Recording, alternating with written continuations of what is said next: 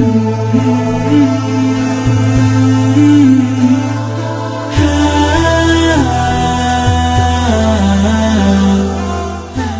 سلام، اختر مو مبارک شه. د خدای تعالی په دربار کې مو کړي طاعتونه او عبادتونه قبول شه. تاسې د یاران ویب سایټ لیدونکي زه عبدالقادر تکین یم. د خپل تخنیکي همکارانو په ملتیا باندې نن اختریزه خپرونه کې په کندهار کې د تکړه او جید عالم او په کندهار کې د یوې اسلامي راډیو قرآن غږ راډیو د نشراتو د مسؤل جناب مولوي نجیب الله کریمي صاحب سره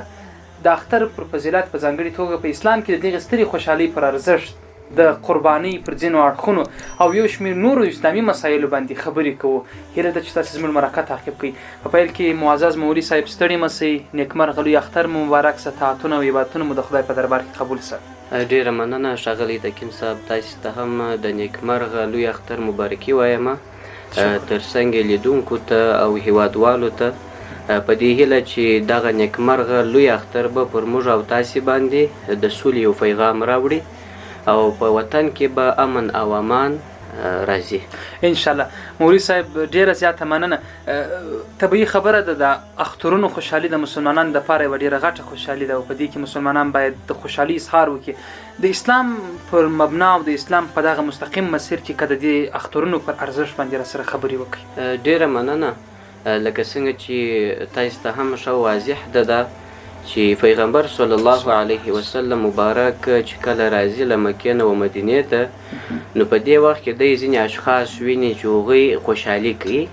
د خوشحالي اظهار کوي چې د هغه وخت خوشحالي وه، شاید د هغه شریعت کې منع هم وي. خو بیا پیغمبر صلی الله علیه وسلم ورته وویله چې تاسې دغه 2 ورځې کې خوشحالي ولې کوئ؟ نو هغوی ورته وویله چې دا زموږ د خوشحالۍ شپې او ورځې دي. نو پیغمبر صلی الله علیه وسلم هغه ورځې وغندلې، ځکه چې په شریعت کې نور هغه حکم باقي پاته نه دی. هغه ورځې باید څوک ونه لمانځي، چې مثلا نوروز مهرجان ورته وایي، چې بیا موږ او تاسې کولی شو چې پر هغه باندې یو ځانګړی بحث هم ولرو. خو اوس خبره دا ده چې د هغو 2 ورځو په مقابل کې کوچنی اختر چې تیر شوی دی او دا لوی اختر چې دی، دغه 2 ورځې موږ ته راکړلې، ځکه پیغمبر صلی الله علیه وسلم په دین کې دا د شارع حکم لري. نو چې هغه مبارک موږ ته د یو شي پیشنهاد وکړي یا یو شی راته ایجاد کړي، هغه یو شرعي حکم لري. نو لهذا علماء کرام د مذهب حنفي وایي چې اخترۍ کول د خپل اصول موافق دا واجب دی، او په همدې ورځ که چیرې اخترۍ ونه کړل سي، ځکه پر یو چا چې واجب نه وي هغه مکلف نه دی شرعي. او پاتې سول د خوشحالۍ موضوع، خوشحالۍ باندې انسان مکلفه دی، ځکه که تاسې فکر وکړئ په دې 2 ورځو کې د اخترونو روژه لا نه نیول کېږي، حرامه ده. دا ځکه چې دلته د الله رب العزت د نعمتونو د ورکړې ورځ ده، باید هغه څخه استفاده وشي. نو په همدې اساس باید امساک غوره نشي. البته باید لیدونکو ته دا ووایو چې امساک خو په لوی اختر کې کېږي، ځکه که د روژې هغه لغوي معنا ته راسو، هغه د یو 2 دقیقو لپاره هم د خولې بندولو ته روژه ویل کېږي، چې هغه مستحب ده په لوی اختر کې. د هغه چا لپاره کوم کس چې هغه اخترۍ کوي، هغه لپاره پکار دا ده چې باید امساک غوره کړي. هغه وخت باید دغه امساک مات کړي کله چې دی اخترۍ وي. بله مولوي صاحب مننه. که چیرې یو بله مسله په لوی اختر کې یو بل فضیلت دا دی، لکه تاسو چې د اختري خبره یاده کړل، خلک باید قرباني وکړي. د دې قربانۍ کوم په اسلام کې هغه په اصطلاح باندې د حکم په اړه که یې راسره خبرې وکړي، او څه ډول باید خلک قرباني وکړي چې هغه د الله تعالی فرضیه یا هغه په دوی باندې چې په اصطلاح باندې واجب ده هغه هم پر ځای شوي وي؟ ډېره مننه. ما درته وویله چې اخترۍ کول چې دي دا د خپلو اصولو موافق پر هر فرد باندې د ټولنې، هغه که لوی وي که کوچنی وي، صحیح دي. یعنی دا د اخترۍ په وجوب کې لازمي نه ده چې دغه به لوی وي، صحیح دي، کوچنی به نه وي. یعنی پر کوچنی چې خاوند د نصاب وي او پر لوی باندې چې خاوند د نصاب وي، یعنی مالک د نصاب اوسیږي. اول لواره به دوی ته نصاب ور وښیو، ځکه چې ځینې اورېدونکي یا لیدونکي تشویش لري چې زه څنګه څه وخت اخترۍ وکړم، پر ما څه وخت واجبېږي. اخترۍ هغه وخت واجبېږي کله چې د یو چا سره 200 درهمه قدر نصاب موجود وي، یا مال تجارت موجود وي، یا د سرو زرو نصاب موجود وي، او دا نصاب بالابود وي تر حوایجو اصلي وو مثلا موټرسایکل د سکنا ځای د نفقې دپاره یو څه پیسې چې مثلا د خوراک او څښاک کوي د دې څخه که بالا بود تقریبا د ده سره 40-45 شاوخوا قدر پیسې وي زره نو بیا اخترۍ دلته واجبېږي او مهمه دلته دا ده چې باید یو څوک د اخترۍ د کولو څخه سپما ونه کړي ځینې کسان داسې دي وایي اخترۍ څه کوو نه د پیسو زیان دی خو دلته که چیرې موږ هغه فضیلت ته راسو پیغمبر صلی الله علیه وسلم مبارک فرمایي وایي دغه اخترۍ چې څوک کوي وایي دی د قیامت په ورځ باندې ستا لپاره د سورلۍ شی جوړیږي یعنې لکه په دې دنیا کې چې څوک پر موټرسایکل ځي په یو ښه ښایسته موټر کې ځي باید تاسې چې په دې دنیا کې اخترۍ کوئ هغه خو باید ډېر چاغ هم وي برابر وي مثلا چې په 10 زره باید په 60 زره یې رانیسي تر خپله وسه خبره ده چې ارڅوندې قوي حیوان حلال کړل سي غوندې قوي رفتار به دی پر پولیسیرات باندې بیا لري بالکل ځکه حدیث مبارک هم داسې دی او بل ځای کې پیغمبر صلی الله علیه وسلم مبارک فرمایي وایي کله چې دغه حیوان د حلالولو لپاره پریوځي یعنې پریستل سي چې وینه یې له مځکې ته نه یې رسېدلې الله رب العزت دربار کې دا قبلیږي سبحان الله او بله خبره دا ده چې د دې حیوان پر وجود باندې چې څوندې وړۍ پرتې دي د وریښتیان په هغه مقدار باندې د ذابح یعنې مثلا د اختري کوونکي ته غونې ثوابونه او نیکۍ ورکول کېږي نو په عموم کې که راسو زموږ د مذهب حنفي علما کرام فرمایي وایي که څوک وسم نه لري یعنې خاوند د نصاب هم نه وي وای دا پور کول هم بد نه دی یعنې د اختري لپاره چې پور هم وکړل شي اخترۍ اوسي دا مناسبه ده بالکل د اختري تر څنګ یو بله موضوع چې مستقیم ورسره تړلې ده د اختري څخه وړاندې باید خلک د اختر لمونځ ادا کړي پښتني یا په ځانګړې توګه اوس په افغانستان کې ځینې دغسې خاص ورځې چې په کال کې یو ور راځي لکه په اسلام کې د اختر خوشحالي د ډېریو کسانو بیخي هغه د لمانځه طریقه هم بیخي هیره وي د اختر د لمانځه فضیلت او لنډه طریقه هم ښه دی چې لیدونکو ته واضح سي ګوري پیغمبر صلی الله علیه وسلم مبارک فرمایي وایي که څوک د اختري وس لري یعنې پیسې لري خاوند د نصاب وي خو اما دی د پیسو د سپما په خاطر باندې اخترۍ نه کوي علیه الصلاة والسلام مبارک فرمایي چې دی د زموږ مصلات ته نه راځي او بل ځای کې راځي پیغمبر صلی الله علیه وسلم څخه صحابه کرامو د دې اختریانو په اړه باندې پوښتنه وکړل یعنې مثلا په دې ځانګړې ورځ چې د لوی اختر ورځې او شپې دي تقریبا یوه دوه تر درېیمې در مازدیګره پورې چې دغه وخت ولې خلک اخترۍ کوي نو علیه الصلاة والسلام مبارک ورته وویله چې سنت ابیکم ابراهیم صلی الله علیه وسلم یعنې دا سنت طریقه د حضرت ابراهیم صلی الله علیه وسلم ده چې هغه کړې ده نو لهذا زما پر امت باندې یعنې پیغمبر علیه السلام صحابه کرامو ته وویل چې هغه حکم اوس هم موجود دی نو په همدې اساس د هغه وخته څخه دغه سلسله را روانه ده نو دا د اختري فضیلت دی او مخکې مې هم ورته اشاره وکړله چې یو څوک په دې دنیا کې مثلا فکر کوي چې زما لپاره به داسې یو موټر زه پیدا کوم چې هغه مثلا نه وي راغلی مثلا یو ښه موټر وي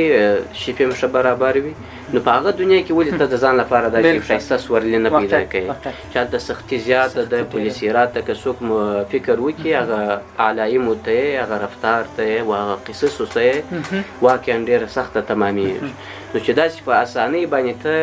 کولی شي چې پر دې باندې تېر سي په دې دنیا کې باید تر خپله امکانه باید کوښښ وسي چې ښه سورلي پیدا سي چې هغه اخترۍ کول دي او بل کله چې د اختر سهار سي ما درته وویله چې غسل مهم دی غسل باید وسي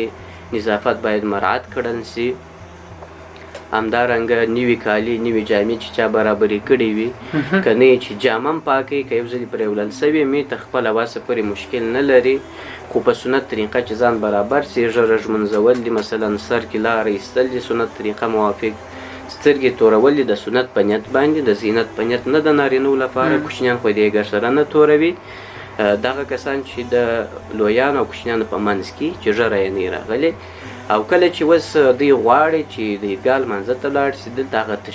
د تشریق تکبیرونه ویل کېږي چې کله څوک ځي هلته باید په لاره کې دغه تکبیرونه وایي چې الله اکبر الله اکبر لا اله الا الله والله اکبر الله اکبر ولله الحمد یو ځلې ویل د هر فرضي لمانځه نه وروسته هم لازمي دي او دا خبره باید یادوري کړو اورېدونکو او لیدونکو ته چې د عرفې د سهاره څخه بیا د 11 د 12 تر مازدیګره پورې چې تقریبا 23 لمونځونه شاوخوا کیږي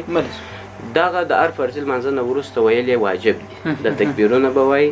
او کله چې اوس دی ځي په لاره کې به چې د کور څخه روانېږي تر عیدګاه پورې به یې هم نه په ډېر ټیټ اواز وایي نه دې په ډېر لوړ اواز سره وایي نه اواز باندې دي دغه تکبیرونه وایي یعنې پرېږدي دي بیا چې دی د عیدګاه لمانځه ته ځي د هغه لمانځه طریقه څه ډول ده او باید څنګه ورته ووایو او کله چې دی ورسېدي هلته امام درېږي دوی ته د لمانځه نیت ښیي که چیرې وم نه درېدی ویم نه ښوی خو موږ به یې ورته وښیو امام مخ پر قبله درېږي د اختر لمونځ 2 رکعات دی عمومي که لوی اختر وي که کوچنی اختر وي او د لمونځ یې فرق هم نه سره لري باید دې په دې پوه شي خو کله چې امام نیت کوي او البته دغه لمونځ کوونکي دي نیت ورسره وکړي نیت د اختر داسې دی لمونځ کوم 2 رکعاته د اختر سره د شپږو تکبیراتو اقتدا مې دی په دې حاضر امام پسې خاص خدای تعالی مخ مې دی ولوري د جهت د کعبې شریفې الله اکبر یعنې د الفاظ چې به هره کم راځي خو هغه مناسب الفاظ د نیت باید وویل دا مهمه ده نیت د لمانځه لپاره ضروري دی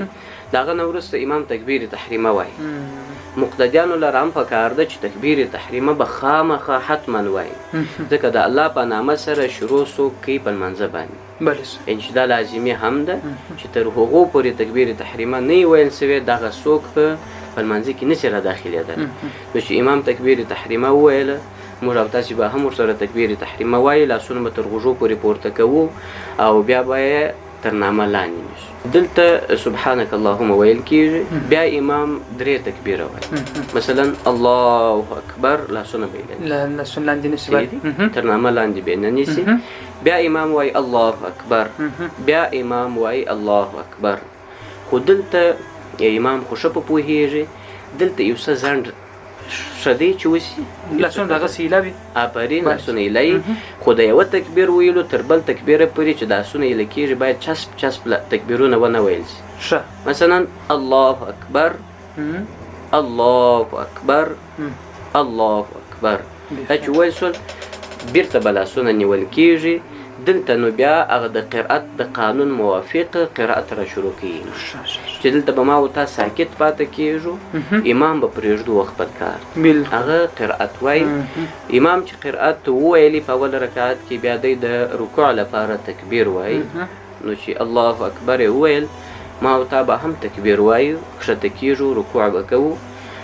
په رکوع کې امام د رکوع تسبیحات وایي یعنې سبحان ربي العظیم وایي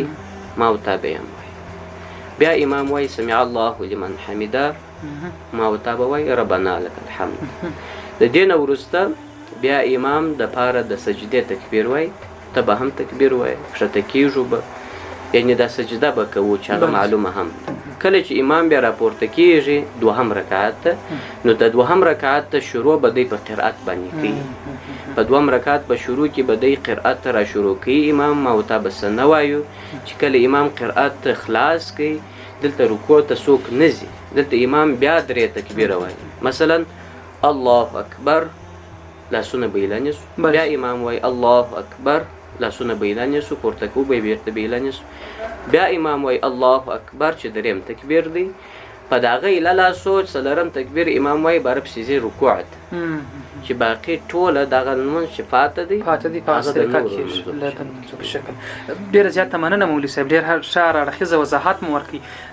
زموږ په ټولنه کې ځوانانو طبقه یو ډول اختر لمانځي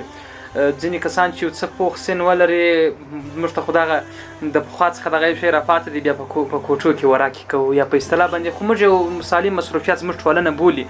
ستاسې په نظر دغه د اختر خوشحالي چې الله تعالی مشترک کړې د مسلمانانو ته چې تر څو خوشحالي دوی وکړي د اسلام په دیدګاه کې د دې خوشحالۍ د مراسمو د ترسره کولو دپاره څه ډول احکام موجود دي او موږ مکلفه سوي یو چې هغسې خوشحالي وکړو ډېر ښه پوښتنه ده او په دې باندې باید لیدونکي پوه شي چې اختر څه شته وایي صحیح دي که د اختر معنا موږ وپېژنو راګرځېدو ته وایي یعنې دا خوشحالي په کال کې 2 ورځې راګرځي او کله چې راوګرځېدل په کوچني اختر کې تا خوله بنده کړې ده د روا شیانو څخه جماع نشي کولی خوراک نشي کولی څښاک نشي کولی په مخصوص وخت کې دا وخت کې الله رب العزت تا ته د اجازه وکړه بله صاحب نو په دې وخت کې خو په کار دا ده چې په طریقې اولا سره ته د خپل رب یاد وساتې صحیح دی بالکل ځکه که چیرې الله رب العزت یوه بنده ته د یوه نعمت په مقابل کې بل نعمت ورکوي د نعمت په مقابل کې شکر واجب دی بېشک نو لهذا د شکر د اداینې لپاره طریقه د لمونځونو اداینه ده په الفاظو باندې د شکر ادا کول دي د اقاربو زیارت کول دي او په عموم کې د خپل استادانو سره ښه رابطه ساتل دي په دې مخصوصه ورځ کې د مهمو اشخاصو څخه د دعا طلب دی د هدایت داسې طریقه باندې یو ځوان باید اختر ولمنځي همدارنګه د اختر وروسته الله رب العزت زیات فضیلت او شرافت ورکړی دی نو په دې کې باید ما او ته د نیکو اعمالو د ډېرېدو باید کوښښ وکړو نه دا چې هغه رالږ کړو په روژه کې مثلا ښه بزرګي کوو عبادت کوو تهجد لمونځ کوو د هغه نور ځوانان هم کوي خو چې مطلقه دا واورېدل چې سهار اختر هغه ورځ کې هغه عبادت د ماخوستن هم دی نه کوي سهار خو بېده یې وایي زه د اختر لمونځ هم نه غواړي پسه د هغه بالتې څوک حلال پردی سړی به راوړي یعنې هغه طریقه هغه مسؤلیت دا ټوله ده له فامه وغورځول په دې خاطر چې د ده دا فکر دی چې په روژه کې یوازې عبادت حالانکې د روژې نه وروسته دا نور وختونه هم ډېر فضیلت لري نو مهمه دا ده چې ما ورته اختر د اسلام په چوکاټ کې ولمانځو مولوي صاحب ډېره زیاته مننه چې لومړی موږ ته وخت راکړئ او بیا په ځانګړې توګه دغسې یو مبارکې ورځې په خاطر مو هغه د اسلام لاړخه څخه د اسلام د دیدګاه څخه مهم موضوعات موږ سره شریک کړله کور مو ودان څه خدای تعالی تاسو ته خیر درکړي ډېره مننه ستاسې څخه هم موږ هر وخت کوښښ کوو چې زموږ په وس کې وي هغه خدمات د ټولنې هر فرد ته یې رسوو